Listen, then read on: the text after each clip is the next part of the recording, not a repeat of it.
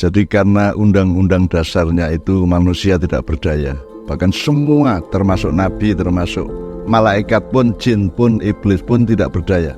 Sementara manusia tiap hari kita sekarang menghadapi tantangan, problem, ancaman segala macam yang makin lama makin tidak mampu kita antisipasi karena kita tetap tidak berdaya. Meskipun kita bisa mencari ilmu, bisa penelitian, tapi tetap posisi kita dalam undang-undang kehidupan itu adalah tidak berdaya. Maka terus kita akan mendangak, Mas, menengada. Di atas itu ada tiga lapisan langit. Kita mengada itu karena berharap jangan terpapar COVID, mudah-mudahan tetap bisa menghidupi anak istri saya, mudah-mudahan kehidupan saya tetap bisa sakinah dalam keluarga saya, tetap bisa, ya ndak usah makmur amat, tapi pokoknya bisa tidak kekurangan makan gitu loh. Ketika kita menengada itu ada 3 lapisan. Lapisan yang pertama itu kan yang langsung kita bisa mengakses itu kan mengharapkan atau berdoa. Nah, berdoa atau berharap itu kan posisinya kan kita berada pada ketiadaan menuju keadaan. Pada posisi tidak ada menjadi ada posisi belum tercapai memohon untuk tercapai kan itu. Ini adalah perubahan keadaan yang kita harapkan, maka kita berdoa. Di atasnya harapannya ada yang namanya lapis langit, yang namanya keyakinan.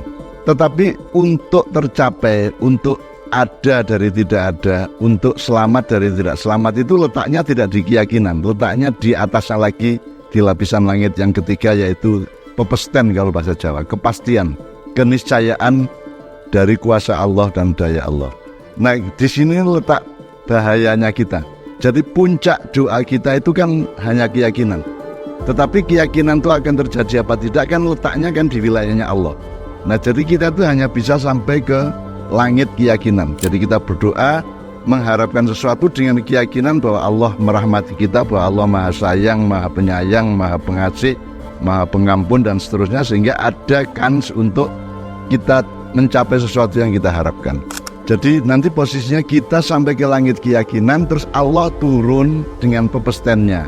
Nah, di situ nanti ada birokrasi, ada verifikasi dari Allah sendiri yang kita tidak tahu. Nah, kebanyakan kita itu, teman-teman sekalian, kita itu kadang-kadang terpeleset. Saking yakinnya terus kita memastikan.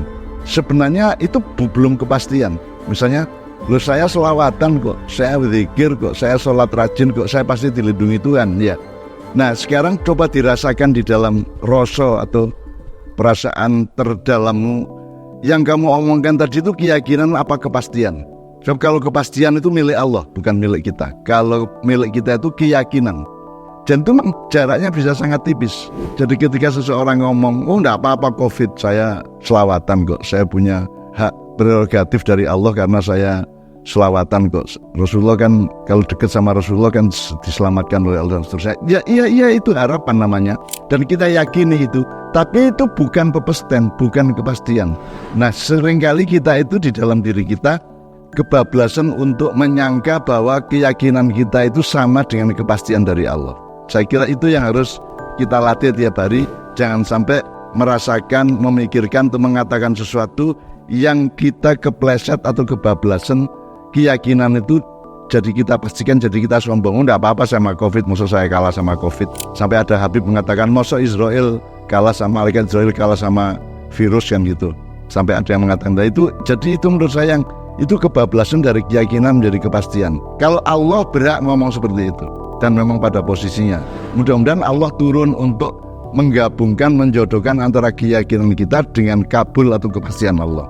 Tapi kan yang menentukan terkabul apa tidak kan bukan kita. Kita hanya bisa memohon dan meyakini, tapi tidak bisa memastikan. Nah, jadi tolong kita semua selalu memverifikasi rasa dan batin kita supaya kita tidak kebablasan atau keteladuk atau keterpeleset untuk memperlakukan keyakinan itu yang merupakan puncak harapan sebagai kepastian. Karena kepastian itu kan langitnya di atas, yang kita itu sama dengan malaikat Jibril tidak bisa sampai ke Sidratul Muntaha, Rasulullah bisa sampai ke sana. Itu kan juga kan bukan karena Rasulullah hebat sehingga bisa sampai ke Sidratul Muntaha.